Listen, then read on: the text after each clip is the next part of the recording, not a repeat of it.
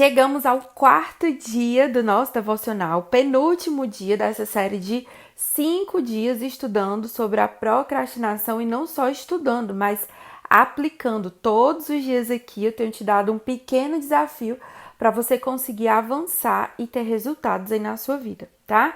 O tema de hoje é uma grande lição que a gente vai aprender com uma criatura bem pequenininha.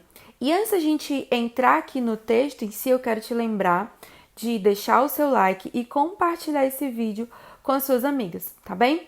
Hoje a gente vai estudar sobre Provérbios capítulo 6, do versículo 6 ao 10. O que a gente já viu até aqui nessa semana?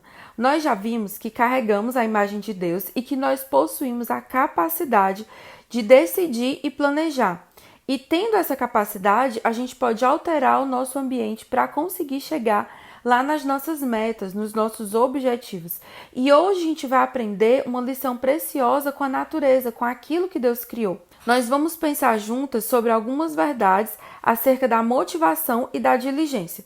O texto que eu vou ler hoje aqui com você está lá em Provérbios, capítulo 6, do versículo 6 ao 10. E ele diz o seguinte: vai ter com a formiga, ó preguiçoso, observe os caminhos dela e seja sóbrio.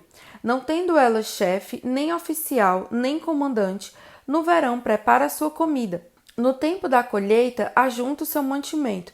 Ó preguiçoso, até quando vai ficar deitado? Quando se levantará do seu sono? Um pouco de sono, um breve cochilo, braços cruzados para descansar. Então, quais são os princípios que a gente pode aprender aqui com as formigas, essas professoras tão pequeninas, mas tão diligentes? Eu separei aqui 4 princípios que a gente aprende com elas. O primeiro: as formigas trabalham para a sobrevivência da sua colônia, da comunidade delas como um todo, e isso é uma motivação convincente. Segundo, as formigas sabem o que devem fazer. Elas não precisam de um superintendente que as incite. Isso fala, gente, de autorresponsabilidade. Eu e você, nós já somos mulheres adultas que sabem o que deve ser feito e que vão lá e fazem. Terceiro, as formigas fazem primeiro aquilo que é essencial para que possam descansar depois. Isso aqui, gente, fala das prioridades, tá?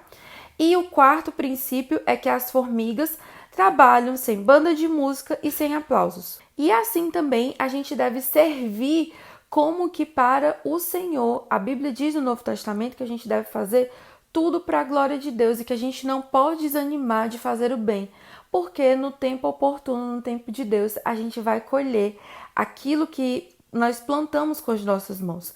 Então, qual é o motivo aqui que as formigas elas permanecem trabalhando?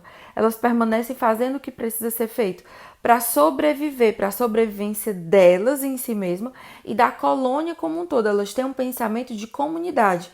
E apesar de que no curto prazo elas não têm uma recompensa ali palpável, elas se mantêm trabalhando.